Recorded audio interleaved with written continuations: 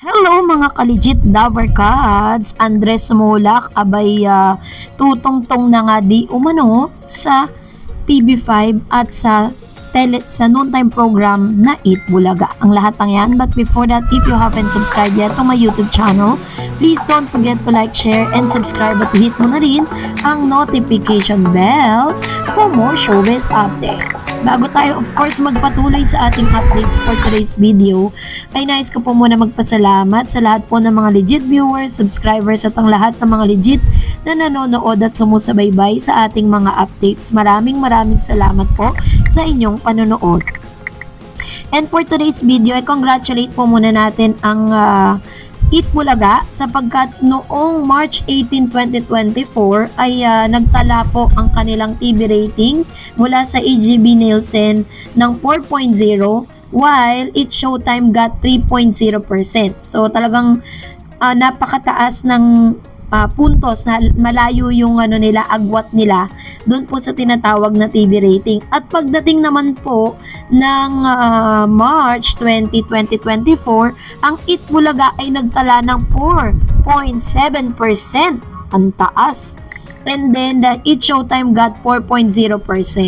So parang parang nagkakaroon na talaga ng linaw at nakikita natin na palaban talaga ang Eat Bulaga pagdating po sa TV rating, kahit po magkaroon na po ng tapatan, yung tinatawag na tapatang pinakamasaya, ang pagtungtong na nga ng It Showtime sa network ng GMA Network. So, dahil dyan, congratulations, at isa pa sa i-congratulate natin dahil si Miss Miles Ocampo finally ay nakatungtong na rin sa APT Studio para po sa kanilang script reading.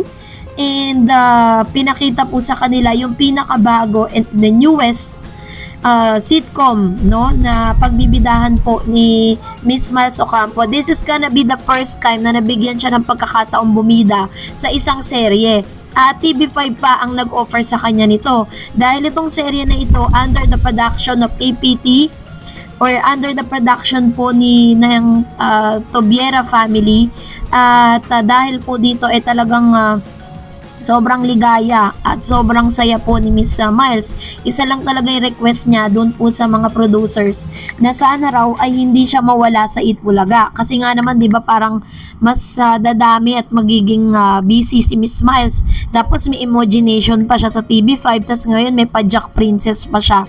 So yun talaga yung pinaka-worry niya kasi ayaw niya daw po talagang umabsent dito po sa Eat Bulaga. Pero kung yun talaga yung gusto niya, malamang naman yan aayusin naman ng direktor yung kanilang schedule pagdating po sa taping.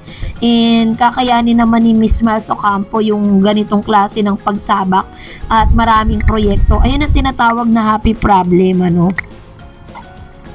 And of course, syempre po, i-congratulate din natin dahil ito pong si Miss Maine Mendoza ay bibida rin this coming May, yung mga papasok na programa po nila kung saan ay tatambal naman po siya dito po kay Mr. Sanjo Marudo na magkakaroon din po sila ng sarili nilang programa sa TV5. Yun po yung aabangan natin this coming May kapag na rin po yan, yung pinupush through na rin po yan ng TV5. So let's wait for that. Dahil talagang kaabang-abang ang ilan sa mga serye na ito. Ang nakakalungkot lang, hindi pa nga po nagsisimula yung serye, marami na po mga nambabash na wala daw chemistry si Miss Maine Mendoza at si Sanjo Marudo. So let's wait and see na lang. Wag po natin masyado agad i-judge, Gina-judge kasi agad-agad ng maraming mga bashers So let's see. Ang tanging common denominator lang daw kasi ni Maine at saka ni Mr.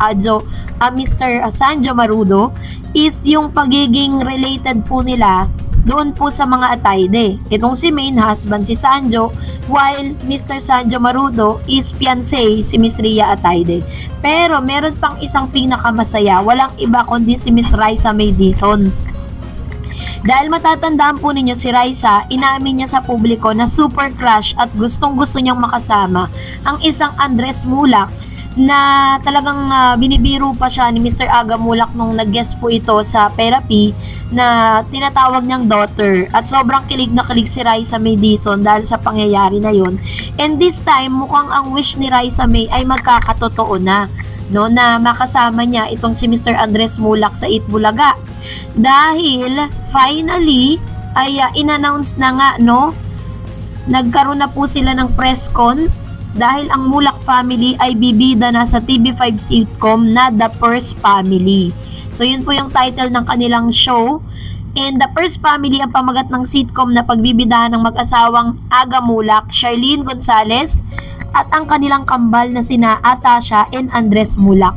Si Danny Caparas ang direktor ng The First Family na nakatakdang mapanood sa TV5 sa May 2024.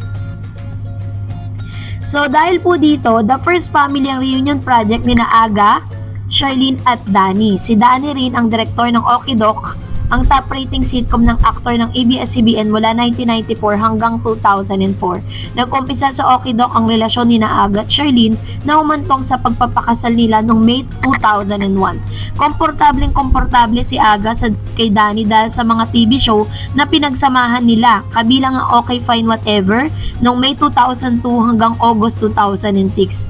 And The First Family ay kalawang regular show ni Atasha sa TV5, mainstay siya ng Itbulaga na napapanood mula Lunes hanggang Sabado ng tanghali. Kabilang ang Mulak Family, ang sitcom sa mga bagong program na Nakapatid Network na ipapakilala sa trade launch na ginanap sa Enderun Tent, Taguig City noong Martes noong March 19, 2024. And dahil po dito, kinailangan talagang ine-expect ng marami na bago pa po ipalabas ang kanilang TV, yung sitcom na ito, is ito nga yung pinakaantay ng lahat dahil finally makakatungtong na dito po sa Itbulaga ang kapatid ni Miss Tasha Mulak, si Mr. Andres Mulak, para po mag-promote ng kanilang show. Hindi pa po para maging mainstay or maging host ng nasabing programa kasi according to Mr. Aga Mulak, ang tinatahak talaga na landas nitong si Mr. Andres Mulak is he's into sports. Hindi siya katulad ni Atasha na parang mas bet ni Atasha sa showbiz. At bet din ni Atasha na pumasok sa isang beauty pageant kung saan ang mami niya ay naging isa sa mga binibining Pilipinas candidate noon. So, asahan natin ang Mulak family including Mr. Andres Mulak ay mapapanood nga natin dito po sa Itbulaga. Maaring isa sila sa mga maglalaro sa therapy ang buong pamilya nila. So, abangan po natin yan dahil talaga namang magiging masaya po yan, ano? At abangan natin ang kanilang paglo-launch ng panibagong sitcom. And that's it for today. For more videos and updates, please don't forget to like and subscribe for more updates. God bless everyone!